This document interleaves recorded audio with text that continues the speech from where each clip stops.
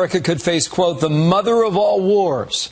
The president making it very clear he will not tolerate the threats out of Tehran.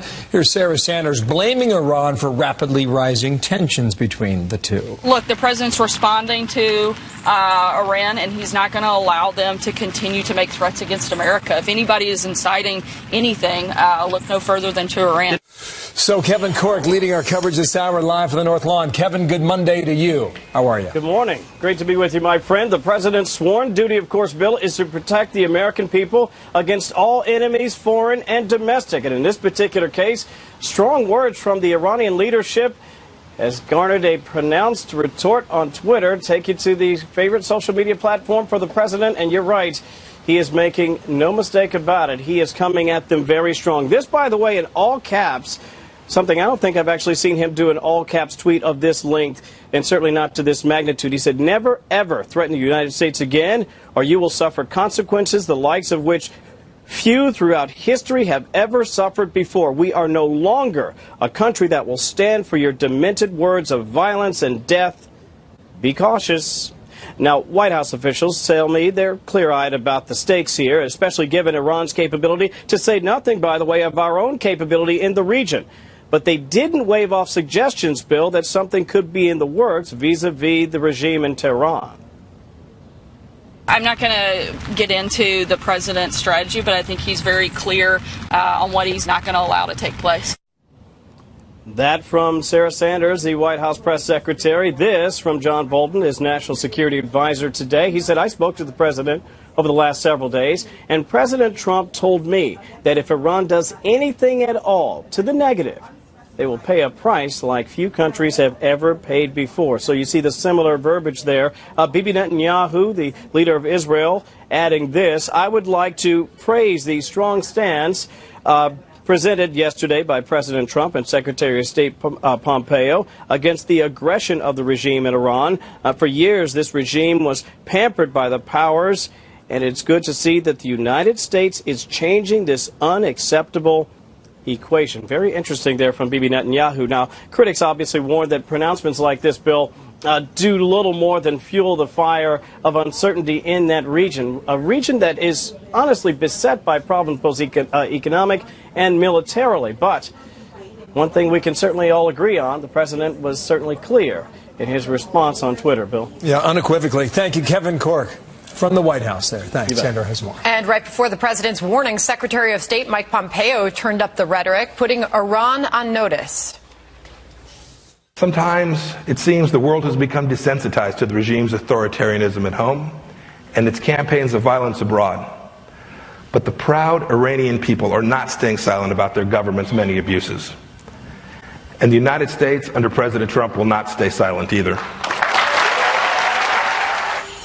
Joining us now, Britt Hume, Fox News senior political analyst. Good morning to you, Britt. That tweet from the president coming in overnight, that explosive tweet in reaction to all of this, and you just heard Mike Pompeo's words. What do you make of this escalating war of words between the U.S. and Iran? I think, Sandra, that it tells us a lot about what the administration thinks the internal political conditions in Iran are. The sanctions that the United States has imposed have discouraged other countries from doing business with Iran. Their economy is in very serious trouble. Their currency has been drastically weakened, and there have been demonstrations in the streets now mounting over time. The regime is becoming increasingly unpopular. The administration will not say, Sandra, that it is attempting to overthrow the government or attempting to get regime change, but I think that's exactly what this is all about. And when you heard Mike Pompeo's description in that speech you showed a piece of about the mafia-like behavior of leading powers in Iran and the fortunes they've accumulated and the rest of it, there's no doubt in my mind that this is an effort to appeal to the Iranian people to say, look, you need to throw off the yoke of this tyrannical government. Retired four-star General Jack Keane was on with us earlier, Britt, and he was making the case that what we are seeing from President Trump today on Iran is what we have seen from him since day one on the job. Listen. He absolutely reset the table, Sandra, when he took over as president of the United States, from coddling Iran, which the previous administration had done.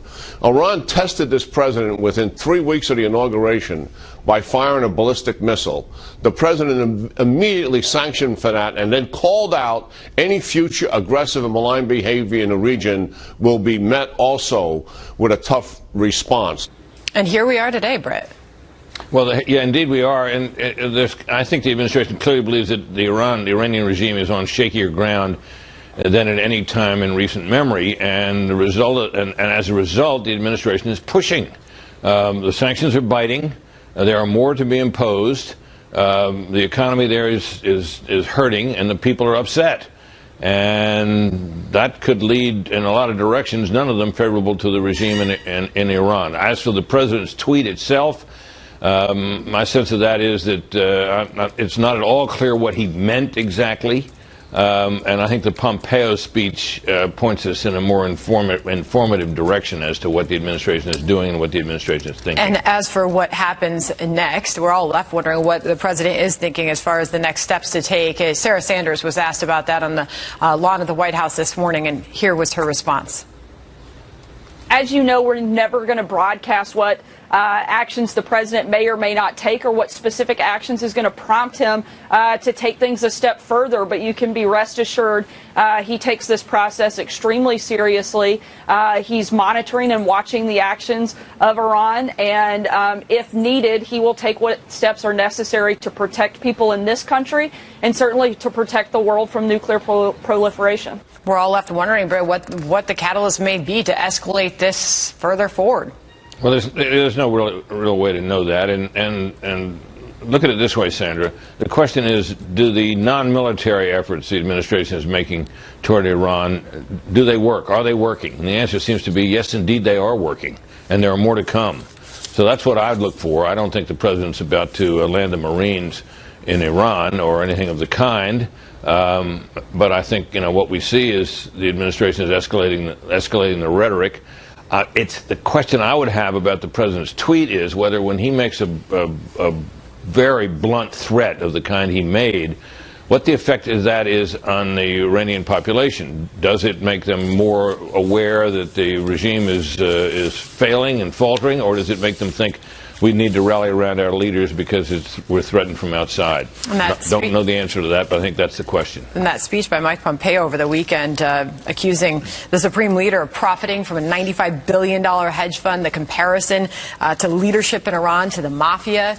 Right. This is, last word to you, Brett. Well, I would just say, if you look at what that says, if you're an Iranian and you hear that, you think, is that true? Really? They're ripping us off like that?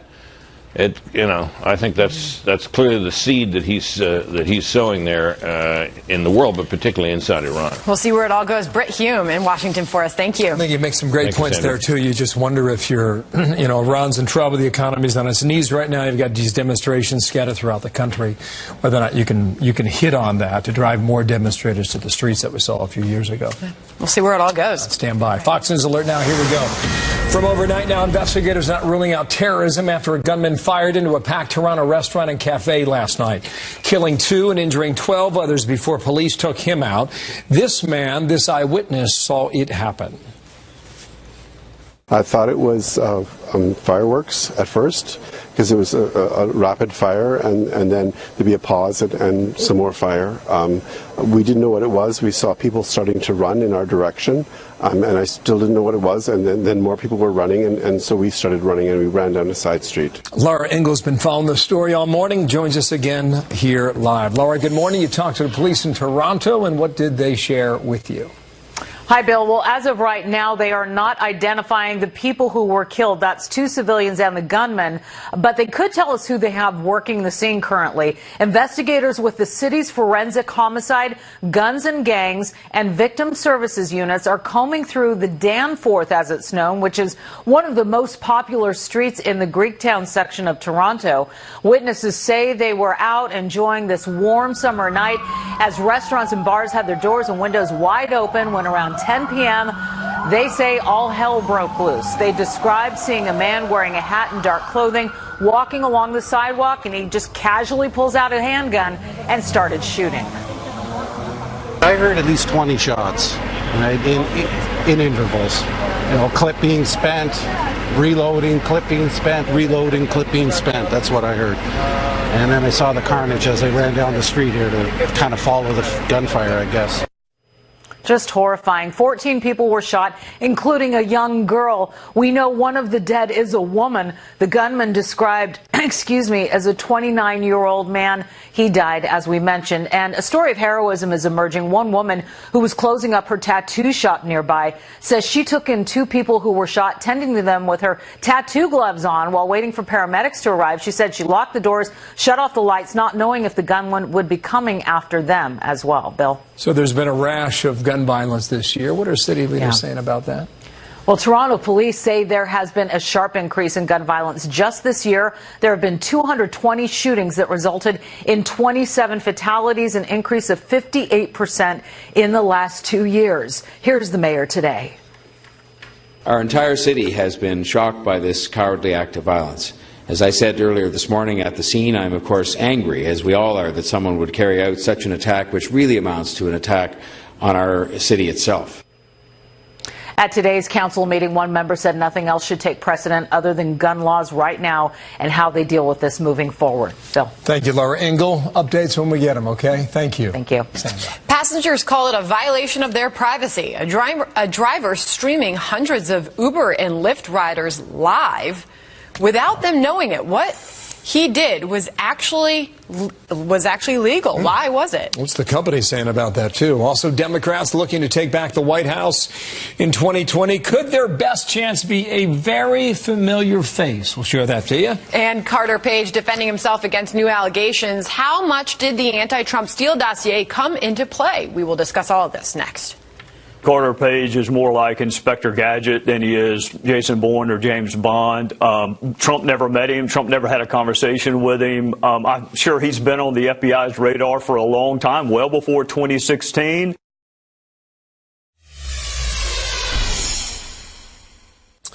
Uber and Lyft suspending a driver in St. Louis for live streaming passengers without permission. The videos streamed on Twitch show that unknowing passengers reveal sensitive information like their full name and address. That'll do it, folks. This is actually legal in Missouri. The state only requires one person in a conversation to know that they are being recorded. The driver says he set up the cameras mainly for security and that the live streaming was secondary. Wow. Word to the wise, folks. You are always being recorded. Yes. No matter where you are. And I can tell you for a fact you are right now. Right. This is true. Ba-da-ba. Well, when it comes to 2020, timing is everything for Democrats deciding whether to run for president as the party looks for the best candidate to boost their chances of taking back the White House. Joining us now is John Sununu, former New Hampshire governor and White House chief of staff under President George H.W. Bush. Are we already talking about this, Governor? Well, a lot of folks are traveling around to a lot of places, but the Democratic Party's got some real problems before 2020. They have still the issue of their superdelegates. They've tweaked it, but that's liable to screw the whole process up again. The 3 major candidates, Biden, Warren, and Sanders, will all be in their mid-70s by 2020. And the socialist wing of the Democratic Party is catching all the headlines. So they're going to have problems not only in 2020 to try and create candidates with an attractive identity, but they may have serious problems in 2018. It is shaping up to be really something to watch. Now, as far as the timing of announcing the runs, why is that so crucial? Well, the only thing important is to visit New Hampshire, of course. But beyond that, come on, Bob. But beyond that, it seems like they all feel they've got to announce earlier and earlier and earlier. Yeah, why is that? So you're going to well, it's just because the fundraising process now is so complicated and so demanding. They've got to go to Los Angeles and New York and Washington and Chicago and all these bastions of liberal Democrats to raise money. And then the first 2 primaries and caucus are in Iowa and New Hampshire, and that's a less socialist set of voters in those 2 states. So they've got to do something early about raising money and then reshape their image to suit the early primaries. So who right now is the best candidate for the Democratic Party to win back the White House? Your perspective. Right now, it should be Mr. or Miss X, because all the candidates they have right now are really carrying burdens that I don't think would carry them to the White House. Biden, Warren, Sanders, all of them seem to have the age burden, the out of touch with the base of the party, which is drifting left, and frankly, the incapacity to find a coherent message. But right now, those seem to be the three most significant ones in the polls. Well, the president says he'd like to face Joe Biden in 2020. Why do you think he thinks he has such a good chance at beating him? Well, Joe Biden is a nice guy. Everybody in politics likes Joe Biden personally, but they all cringe when he starts his conversations publicly and the gaffes that he generates. And so Biden is a nice man, but not a good candidate. Juan Williams has written an opinion piece talking about this very matter. And he goes on to write, if I could have it in front of me, Biden's white working class roots make him a strong messenger to ask Trump's voters the 2020 version of Ronald Reagan's famous question in 1980 as he challenged an incumbent president, are they better off today than they were 4 years ago? Governor. Yeah, but as a messenger of that message, Biden still carries the burden of having been Obama's vice president. And whether Democrats will admit it or not, a lot of the more moderate Democrats across the country are beginning to understand the disaster the last 8 years were, and I think Biden would carry that burden going into the primary process on the Democratic side. Governor John Sununu, New Hampshire's got to be first stop, right? Good to have you on the program. Always good to have you here. It's the way God intended, Sandra. Yeah, we're coming to see you, Gov. Get ready. Thank you, Governor. Former Veterans Affairs officer and his brother now accused of stealing nearly $100,000 from the VA. What is behind this story? That's coming up. Plus, the White House weighing in as President Trump issues a stern warning to Iran. The president certainly uses tough language, but he's also not afraid to take tough steps if necessary. Will the president's tough talk spark more tension in the Middle East, Jennifer? U.S. Marshals arresting a man accused of stealing almost $100,000 from the Department of Veterans Affairs. Daniel Barros was taken into custody yesterday when his flight from Madrid landed at Miami International Airport. Authorities say Barros posed as the paid caregiver to his brother, a former VA officer, and collected 2 years of monthly checks. The brothers now face up to 20 years in prison. President Trump issuing a warning to Iran, tweeting this: never ever threaten the United States again or you will suffer consequences the likes of which few throughout history have ever suffered before. We are no longer a country that will stand for your demented words of violence and death. Be cautious. All caps, by the way, too. Jennifer Griffin live from the Pentagon. Jennifer, good morning. Matters have been relatively calm between the two nations. Would you agree on that so far?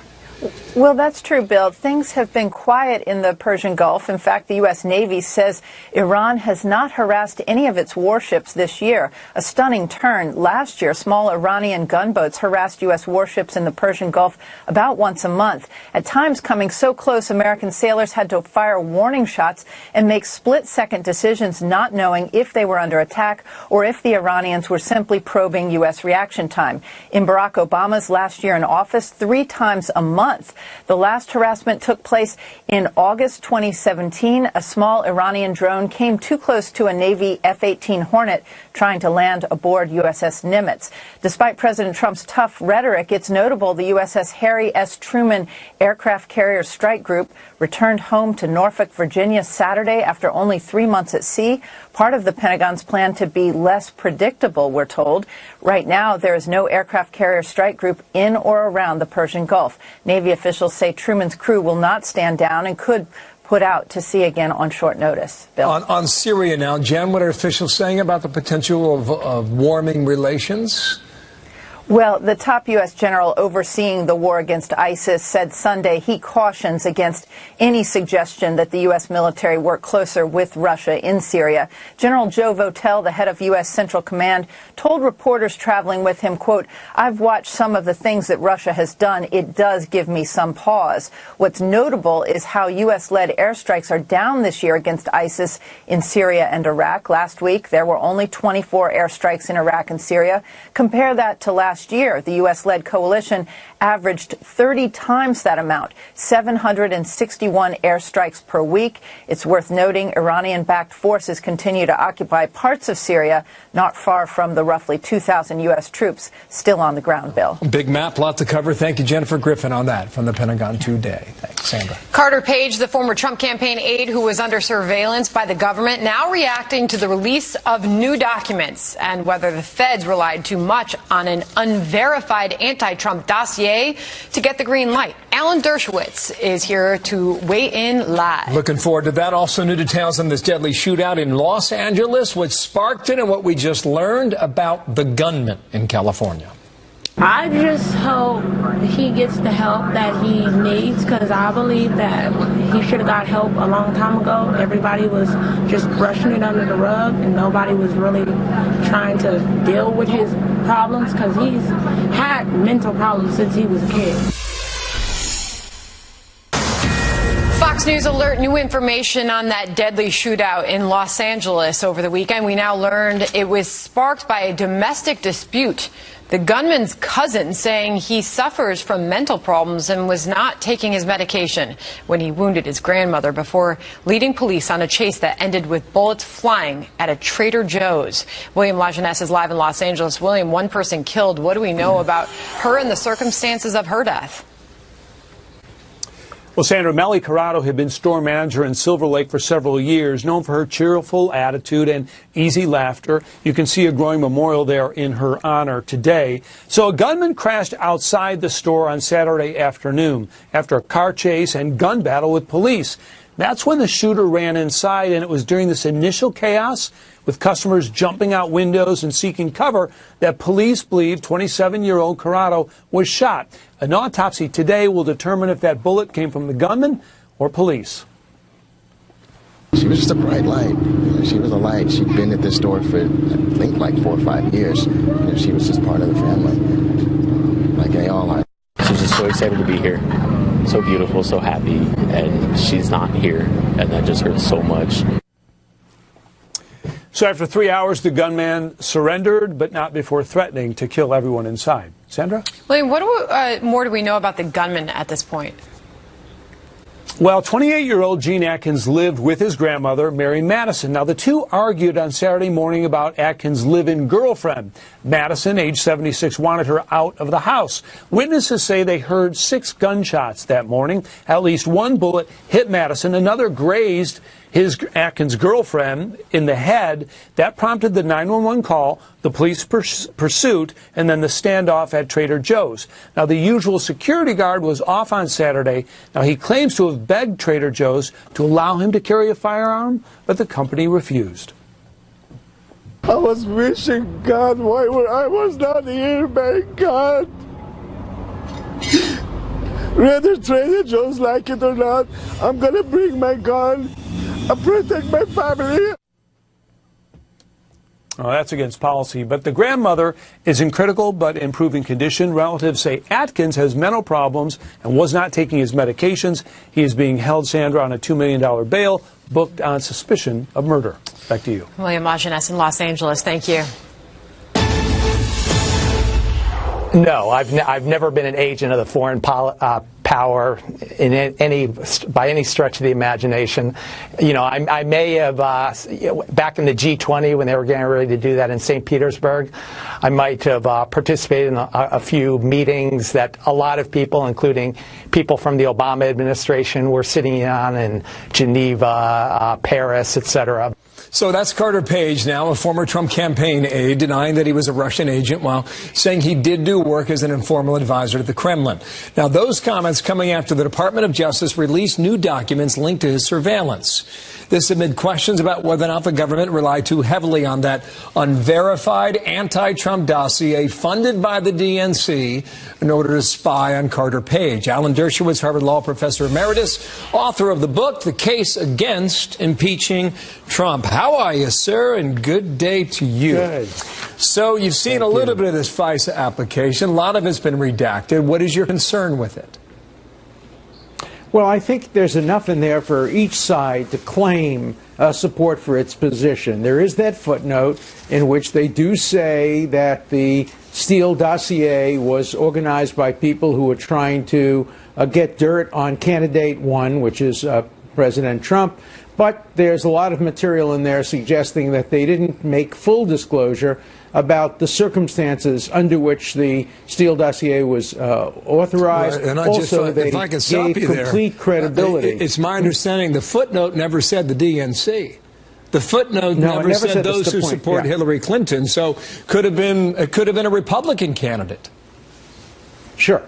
And I think there's not enough disclosure for us to make a firm determination. Look, I have no doubt that the FBI should have been more forthright in disclosing everything. And they did come to the conclusion that Steele had provided them legitimate information in the past. Well, we'd like to know about that. Was it legitimate? What were the sources of information? Under a Supreme Court decision called Franks versus Maryland, the court trusts the FBI to give it full information, particularly in the FISA context, where they're secret and there's no opportunity ever for history to make its claim. I'm glad this FISA application came out.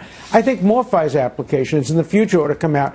Maybe redacted, maybe they're redacted too much in this context, but the American public has the right to know how our privacy is being compromised in the name of national security. Let me just go ahead and make two more points. We'll take them one by one. The first one was the footnote that you just mentioned. Number two was the Yahoo News article that was written by Michael Isikoff. Right. It's my understanding that he was briefed by those who did the dossier in the first place. So they were telling reporters what they found. They write up the article, and they present the FISA judges with the article as evidence to go ahead and surveil Carter Page. They've got a phrase for that, right? But it's not. Right. It's not confirmation. It's really using the same thing. It's double dipping. And look, there's no question that the FISA court didn't know everything the FBI knew. The FBI withheld material from the FISA court. The question is, was that enough? The question is, was there other material that would have given the court authorization to issue the warrant? These are issues we don't know enough about because there's so much redaction. And this confirms my view that we should have had an independent, nonpartisan commission from the very beginning, because right now we have Republican truth, Democrat truth, anti-Trump truth, Trump truth, and I think the American public is always entitled to have the full and complete truth through a nonpartisan commission. That's the way other countries handle this kind of issue instead of appointing special counsel. Maybe you get to that at some point, but we're far past that point now. I think we can agree on that. The surveillance of Carter Page occurred in October of 2016. Sir, you're a few weeks away from the national election. Carter Page had been dismissed by the campaign several months prior. So why even look at him? Well, look, there are a lot of people who are being looked at. Today, Manafort is going to trial. Would he ever been brought to trial if he didn't have a connection to Trump? Even the Judge Ellis, who's going to preside over the trial, said essentially this trial is not about Manafort. This trial is about Trump. It's an attempt to squeeze him, perhaps make him sing, maybe even make him compose. And that's why the whole focus has been on, targeting people in this administration, and that's what has caused so many Americans to have distrust of the politicization of the process. Look, it's happened the other way as well, where Republicans have targeted Democrats, lock her up with Hillary Clinton. I don't like any of that. I wish we would just get at the truth and make sure we can prevent any kind of Russian influence on upcoming elections. Clearly, just in 30 seconds I have left, you said there's enough for both sides in this. I think we've gone through 3 or 4 things that give you enough pause to be dubious on behalf of Republicans. Why do you think Adam Schiff, or what does Adam Schiff see in this application that gives him a strong argument for what he's been saying publicly? Well, I don't think it's a strong argument, but it gives him a plausible argument. He says the footnote did indicate that there may be a bias, that there may be an effort to get dirt on the president a little bit, but not enough. I think both sides are overstating the significance of the disclosure. I'm glad the disclosure is out there because we, the American public, can decide for ourselves whether or not the FBI was fully forthright in providing the information to the FISA court. My own opinion, no, they weren't forthright enough. Sir, thank you. Come on back, okay? Alan Dershowitz with us today from Brooklyn, I think. Martha's Vineyard. Oh, sorry, my bad. It must be July. Thank you, sir. Talk to you real soon. Always good to have him on the program. All right. Well, the president issuing a stern warning to Iran, and as relations with the regime in Tehran deteriorate, the administration has a far different message for Iran's people. The United States supports you. The United States is with you. When the United States sees the shoots of liberty pushing up through Iraqi soil, we pledge our solidarity. President Trump sending a warning to Iran's leaders, saying if they threaten the United States again, they will suffer consequences, the likes of which few throughout history have ever suffered before. This after Iranian President Rouhani said a war with Iran would be the mother of all wars. White House Press Secretary Sarah Sanders weighed in earlier on Fox and Friends. The president has been very, very clear, again, since day one, what his objectives are. And he's certainly not going to tolerate the leader of Iran making threats against Americans, making threats against this country, making threats against Israel. This is a president who is going to stand up and make sure he is doing what is necessary. He's showing peace through strength. But if needed and steps are required, this president is not afraid to take them. Joining me now, Ari Fleischer, former White House press secretary for George W. Bush and a Fox News contributor. Ari, good morning to you. So the American people look on and they look at this escalating rhetoric going back and forth between the United States and Iran and wonder if this could escalate to military conflict. Oh, I don't think that's going to be the case. I think we've seen this before on Twitter, and that's what this is. But you know what, Sandra? If President Trump didn't tweet what he did, no one would have been told in the United States what President Rouhani, the so-called moderate, tweeted when he threatened to close down the Straits of Hormuz, when he said mother of all wars. You know, that's the problem here. We're not told what Iran's belligerence is. We're not told as Americans the threats that they make regularly unless we engage. Donald Trump engaged, and I have no problem with that. It's interesting. Lee Zeldin, the congressman from New York, he was on earlier. He sits on the Foreign Affairs Committee, the House Foreign Affairs Committee. He echoed that sentiment, saying, guess what? There's a new sheriff in town. Listen. Yeah. If you want to engage at all, whether it's with us directly or with other countries, that there's a way to do it, and we are not going to tolerate you talking about wiping the United States of America off of the map. There's no tolerance for it, and there's a new sheriff in town. Similar to you, saying the only way to handle this is take them head on. Well, look, Donald Trump speaks in a manner that's not my style. It's not the style of his predecessors. But you know what? He ran on and won on the basis of changing foreign policies, changing things that people have been doing and accepting as traditional ways done in Washington. And so he upsets a lot of apple carts.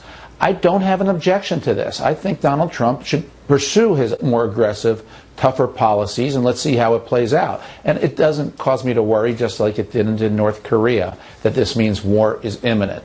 I think the hand-wringers might reach that conclusion, but I think anybody looking at this realistically knows that's not where these tweets are heading. But hopefully it modifies the behavior of the Iranians, which is way too bellicose and way too aggressive. But it was a tweet, and that's, got all the president's critics crying about the fact that he was up in the middle of the night responding to Iran via a tweet with all capital letters and an exclamation mark.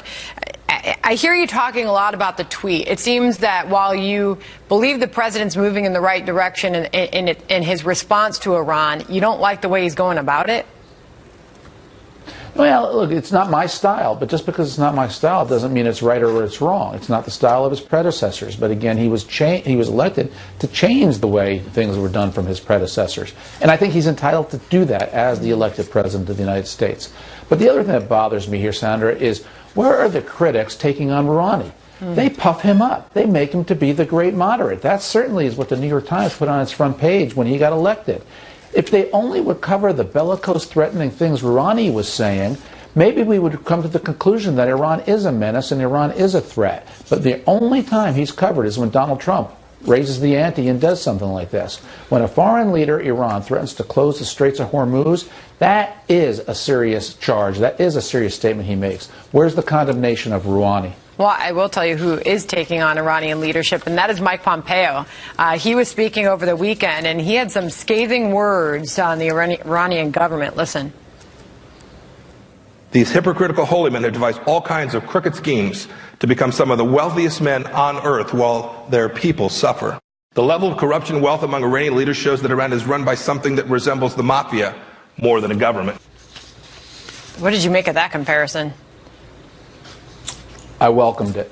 It was Ronald Reagan-like. And you know what? Iran is going through turmoil in its streets and in its cities right now and has been for months. And it's a leaderless rebellion that's taking place because there's such a dissatisfaction throughout the Iranian society with its government. And Mike Pompeo put his finger on one of the biggest problems, and it's corruption. The people want their basic needs. They want their food. They want their health care. They want their environment. And the Iranian government is so corrupt, it's making it much harder for people to live in that country.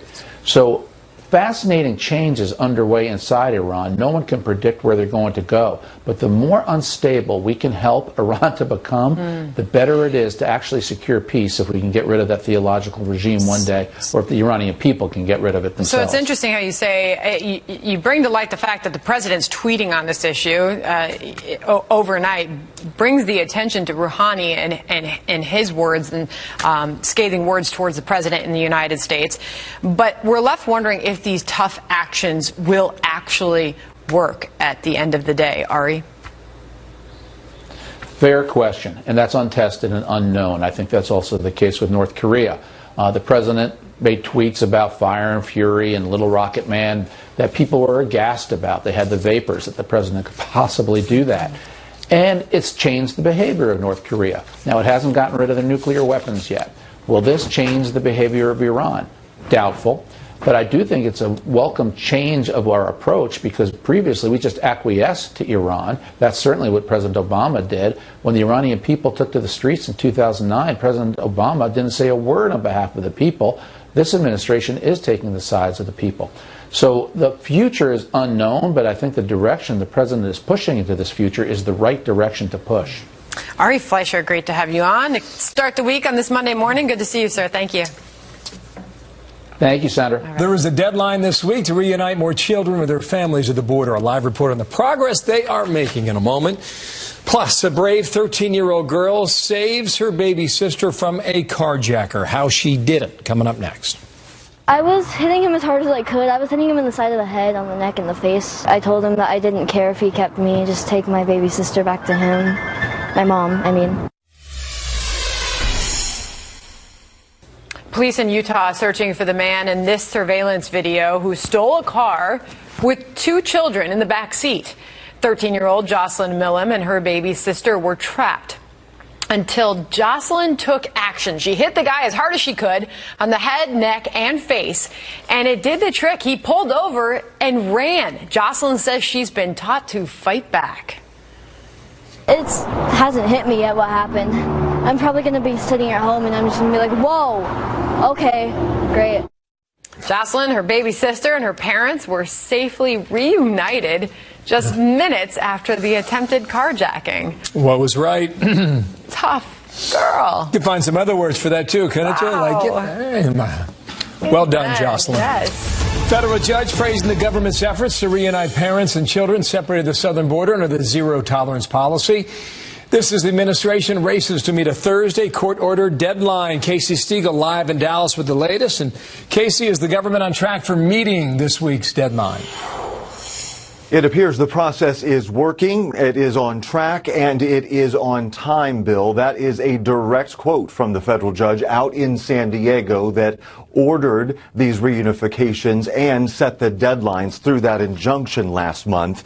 The court has been receiving frequent updates, progress reports, and according to the feds, out of the 2,551 children ages 5 to 17 who were separated from their parents or family at the border, more than 1,600 are currently eligible for reunification. Nearly 1,000 have already been cleared, and 450 total reunions have already taken place. So later today, government attorneys must file another status report with the court because all of the parties will be back in front of the judge tomorrow for yet another status conference bill ahead of Thursday's deadline, as you know. So people are taking to the streets talking about protesting zero tolerance again this past weekend. Where was it? What they say? Yeah, that's right. As challenges to this policy wind through the judicial system, you still have calls for abolishment of ICE and hundreds of protesters taking to the streets in Los Angeles and in New York City over the weekend. In L.A., it was for the Keep Families Together cause, many in attendance holding signs and chanting for ICE to get out of the way.